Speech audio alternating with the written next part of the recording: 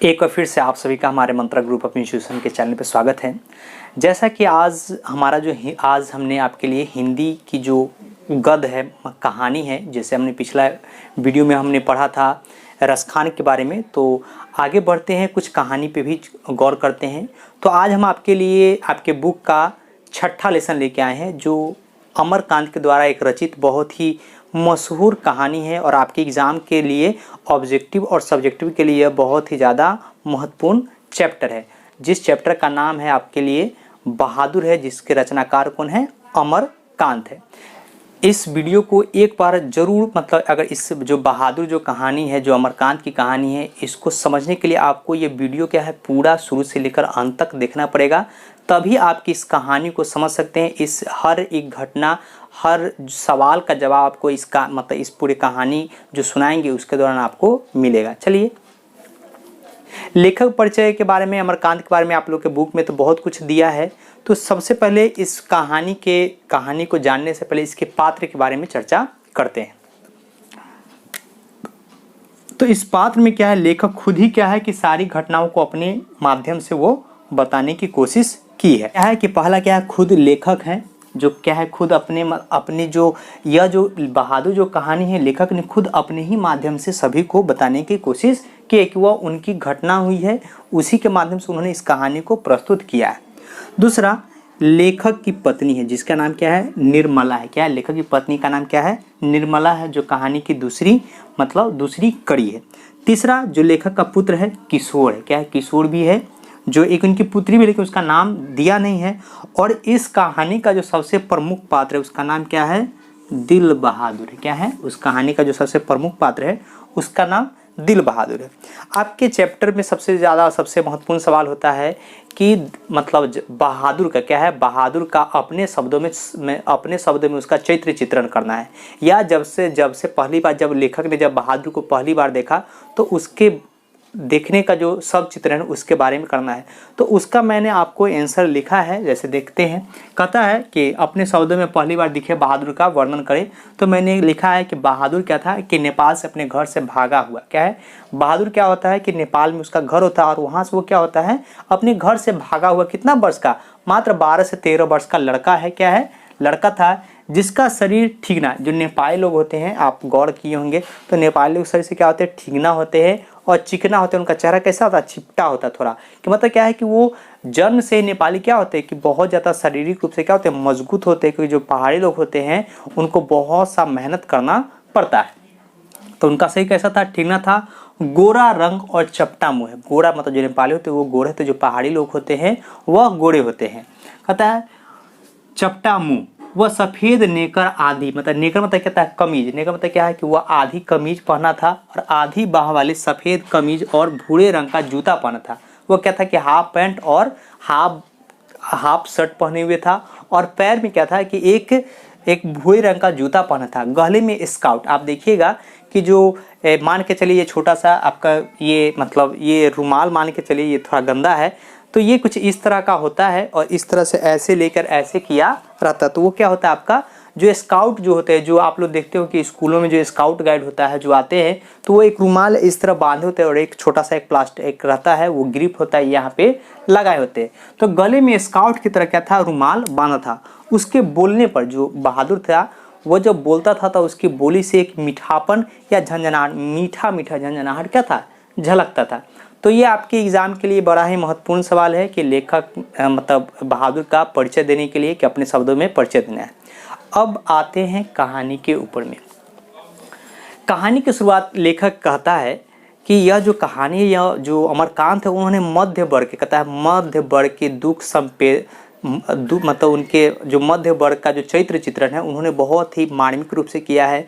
आज जो समाज है, जो मध्य वर्ग के जो समाज है, उनमें जो जो संवेदनशीलता वो जो खत्म हुई है, उसके बारे में भी उन्होंने इस कहानी के माध्यम से हमारे सामने रखा है। जो एक मध्य वर्ग का जो समाज है उसकी सोच को वो क्या किए हैं कि हम लोग को सामने उन्होंने क्या है एक तरह से उजागर किया है। तो ये क्या सोच है, इसी के ऊपर ये कहानी पूरी है। लेखक बताता है, लेखक शुरू कहते हैं कि बहादुर को जो बहादुर है, जो लड़का है, बहादुर को सबसे पहले लेखक का साला उनके पास लेकर आता है। जो बहादुर को क्या है कि एक जगह जो लेखक है अमरकांत है उनके साला को यह बहादुर कहीं मिलता है और उसे उठाकर क्या है वो अपने घर पर लाते हैं। इससे पहले क्या होता है कि एक बार लेखक अपने भाई जो क्या है उनके बड़े भाई हैं उनके यहाँ जाता है तो देखता है कि उनके घर पे क्या है एक नौकर रखा हुआ है। नौकर क्या चाहिए, विलासिता का प्रतीक है, मतलब क्या संपन्नता का भी प्रतीक माना गया है कि मध्य वर्ग में अगर कोई आदमी नौकर रखते हैं तो उनको लगता है क्या कि हमारा जो परिवार है, जो हमारा जो समाज में जो हमारा रुतबा है वो क्या होगा, बहुत ज़्यादा होगा। लोग इसलिए भी क्या अपने घर में नौकर रखना पसंद करते हैं। और लेखक इसी चीज़ को कहता है कि जब मैं अपने बड़े भाई के घर जाते हैं तो वो देखते हैं क्या है कि उनके घर में नौकर रखा हुआ है। नौकर होने से क्या होता है कि उनकी जो भाभियाँ होती हैं उनका ज़िंदगी बहुत आराम से बीत रहा होता है। कि नौकर होने से क्या होता है कि अगर साधारण तरह से अगर हमारे घर में नौकर हो तो हम हर काम क्या है नौकर पे देते हैं, खाना बनाने के लिए, बर्तन धोने के लिए, हर चीज़। मतलब यहाँ तक का अगर हमारा पेन गिर जाए तो भी हम कहेंगे कि नौकर को ही बुलाया, कि हम क्यों शरीर पे कष्ट दिया जाए, नौकर से ही क्या है पेन मंगाएंगे। तो यही घटना दिखाता है कि तब से लोगों को लालसा होती है कि मेरे भी घर में क्या एक नौकर हुआ। क्योंकि जो निर्मला है उसकी जो पत्नी है वो थोड़ी बहुत क्या होती है, बीमार रहती, क्या है जो उसकी पत्नी होती है वह बीमार रहती है। तो चाहता है कि एक नौकर हो जाएगा तो निर्मला को भी क्या होगा कि दिन भर को जो काम करती है उसको भी क्या मिलेगा, आराम मिलेगा।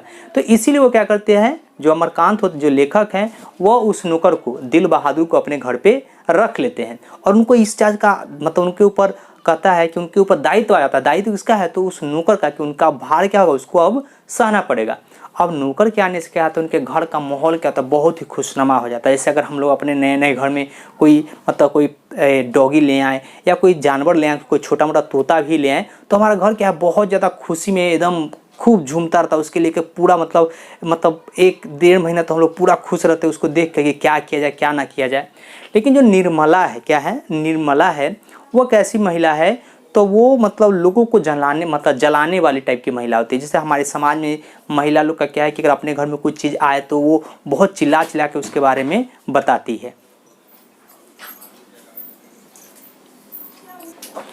तो वही है जो महिला का जो इसमें लेखक ने अपनी पत्नी के बारे में कहा कि जब से वो उनके घर नौकर आता है तो वो क्या करती हैं कि वो बहुत ज़ोर ज़ोर से अपने मोहल्ले वाले को बताती है कि नौकर रखना क्या है कि आसान काम नहीं है, बहुत बड़ा बात है। वो अपने समाज में दिखाना चाहती है कि हमने क्या किया है, बहुत बड़ा काम किया है।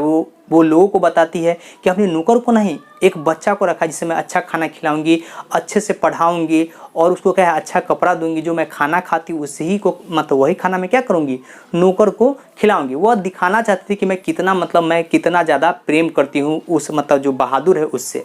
एक इसमें चीज़ है कि जब वो आता है तो उसे पूछती है कि उसका नाम क्या है, तो बताया जाता है कि दिल बहादुर है। तो उसकी जो पत्नी होती है निर्मला, उसका नाम में से दिल हटा देती, क्या है उसके नाम से दिल हटा देती है, उसका नाम से क्या कहती है, बहादुर कहती है। लेखक ने इस जगह जो बहादुर में से दिल हटाने की बात है वह इस तरफ इशारा किया है कि जो जो मध्य वर्ग में जो संवेदनशीलता थी, जो भावनात्मक था, वो क्या है आज खत्म हो गया है। लोग क्या है कि जो प्यार मोहब्बत जो एक मध्य वर्ग में देखने को मिलता था वो क्या है आज खत्म हो गया है। अब ये कहानी आगे बढ़ता है तो शुरुआत में तो जो बहादुर होता है वो बहुत ही लगन से काम करता है, लोगों की हर चीज़ की सेवा करता है। जो उसकी मालकिन होती है निर्मला, उसके लिए हमेशा क्या है, उसके लिए हर चीज़ का ख्याल रखती है, खाना कब खाने का है, दवा कब देना, इन चीज़ों का ख्याल रखती है। लेकिन जब लेखक शाम को घर आते थे तो उनके बारे में जितनी उनके जो पुत्र हैं चाहे बेटी हैं उनके बारे में आके बताते कि आज इसने ये किया, आज इसने ये किया। या फिर बहादुर भी अपने जो मालिक होते थे उनको बताता है कि आज जो आपके लड़का थे वो फिल्म देखने गए हैं, ये करने गए हैं, वो करने गए हैं। लेकिन यहाँ क्या होता है, धीरे धीरे क्या होता है कि जो नौकर है बहादुर है उसके ऊपर क्या होता है कि धीरे धीरे घर का जो क्रूरता होता है वो देखने को मिलना शुरू हो जाता है। खासकर कौन, जो किशोर होता है, किशोर अपनी हर छोटी से छोटी काम भी कैसे करवाता था, तो बहादुर से करवाता था। जैसे कहता है कि तुम्हें कोई काम हो ना हो लेकिन मेरी जो काम होता है वो तुम्हें करना ही पड़ेगा। जैसे अगर साधारणतः अगर आपको कोई नौकर दे दिया जाए, कि अगर नौकर दे दिया जाए कि हाँ भाई आप काम करवाइए, तो आप क्या कहिएगा, आप यहाँ तक है क्या, हम जब लेटरिन जाइए बाथरूम जाए तो वहाँ तक भी क्या है उसको पानी रखना पड़ेगा। तो ठीक जो किशोर है, जो उनका लेखक का बड़ा पुत्र है वो क्या करता है, अपने जो नौकर है बहादुर है उससे सभी तरह का काम लेता है। मतलब पेंसिल गिरा है तो पेंसिल का, स्कूल जाने से पहले उसके जूते में पॉलिश हो जाना चाहिए, उसका साइकिल साफ हो जाना चाहिए, उसके कपड़ों में क्या है इस्त्री हो जाना चाहिए। इन सभी के लिए वो क्या करता, पूरे बहादुर को क्या है कि अपना जितना भी कार्य था उस पर थोप चुका था। अगर उसमें थोड़ी सी भी अगर बहादुर से भूल होती थी तो बहादुर को वो क्या करता था, थप्पड़ मारता था और उसे यहाँ तक कि गाली भी देता था।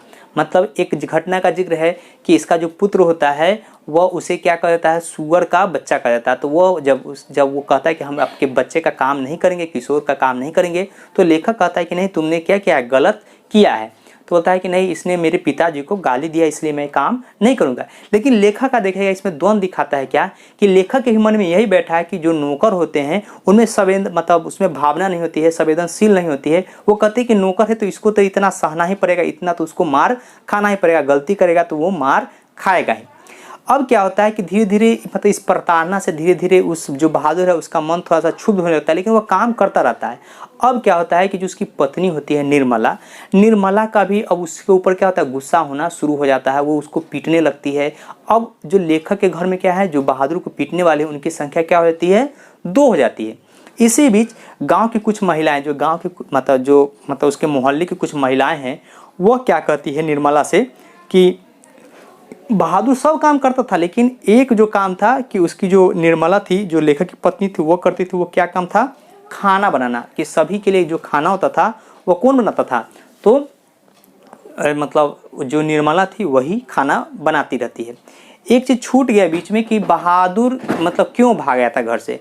तो बहादुर का इसके घटना में छूट गया हमसे इतना कहानी के बीच में कि बहादुर अपने घर से क्यों भागा था। जैसे लेखक के साला ने बताया कि बहादुर क्या था कि जब मतलब उसके पिताजी फौज में थे और फौज में उनकी क्या हो गई थी, मृत्यु हो गई थी, युद्ध में वो क्या हो गए थे, मृत्यु हो गई थी। उनकी माँ क्या करती थी, बहादुर को क्या कहते जंगल में भेजती थी, जंगल में लकड़ी काटने के लिए या कुछ भी। तो ये बच्चा थोड़ा मतलब 10-12 साल का बच्चा क्या होता है कि बहुत ज़्यादा मतलब कुछ मतलब उसमें बहुत ज़्यादा उसमें क्या होता है कि वो कुछ ना कुछ उल्टा पुल्टा करते रहता था। तो वो जंगल जाता था, मतलब चिड़िया के घोंसला में हाथ डालता था और उसकी माँ उससे क्या करती थी, उससे ज़्यादा परेशान थे। एक और उसकी माँ ने क्या किया कि अपने प्रिय भैंस को कहा कि तुम उसको चरा कर लेते आओ। और जो बहादुर होता है उस भैंस को चराने ले जाता है, लेकिन मतलब भैंस के कुछ गड़बड़ होने पे वो भैंस को कुछ मार बैठता है, क्या है कुछ ज़्यादा मार बैठता है और भैंस वहाँ से जंगल छोड़ के वो क्या उसकी माँ के पास चले जाती है। माँ को लगता है कि मेरे पुत्र ने मेरे भैंस को क्या है बहुत पिटाई की है और उसे क्या करती है, जिस दिन बहादुर आता है उसको इसकी बहुत पिटाई होती है, क्या है उसकी जो माँ होती है उसकी बहुत पिटाई करती है। और इस डर से कि आगे भी पिटाई होगा तो इस डर से वो क्या करता है कि मतलब भैंस के मारने के डर के कारण कि मतलब मैंने मारा है, इस डर के कारण वो क्या करता है, बहादुर अपना घर छोड़कर भाग आता है। और उसकी जो माँ भी होती है तो माँ की पिटाई के डर से क्या है कि जो बहादुर होता है वो अपने घर छोड़कर भाग आता है। ये भी आपसे पूछता है कि बहादुर अपना घर छोड़कर क्यों भागा था, तो आपका जवाब क्या होगा कि बहादुर ने अपनी माँ की प्रिय भैंस को बहुत पीटा था, जिसके कारण माँ ने उसकी बहुत ज़्यादा पिटाई की थी, जिस कारण क्या है कि बहादुर अपना घर छोड़कर भाग आया था। अब एक कहानी में जिक्र आता है कि जो उसकी जो निर्मला है उसके जो आस पड़ोस की महिलाएं थी वह कहती हैं कि नौकर का क्या होता है, नौकर का मन नहीं बढ़ना चाहिए, नौकर का जो खाना होता है नौकर को खुद बनाना चाहिए। तो अब क्या होती है कि निर्मला भी सोचती है कि नहीं मैं खाना तो बनाती हूँ तो ऐसा ना हो कि मेरा जो नौकर है उसका मन क्या हो जाए कि ज़्यादा बढ़ जाए। तो वो क्या करती है, एक दिन क्या करती है अपना खाना बनाती है और बहादुर को बोलती है कि अपना खाना तुम खुद बनाओगे कि मेरा जो चिकना चिकना मुलायम रोटी बनाते हो उससे खा के तुम्हारा मन क्या हो जाएगा, ज़्यादा तुम्हारा मन बिगड़ जाएगा।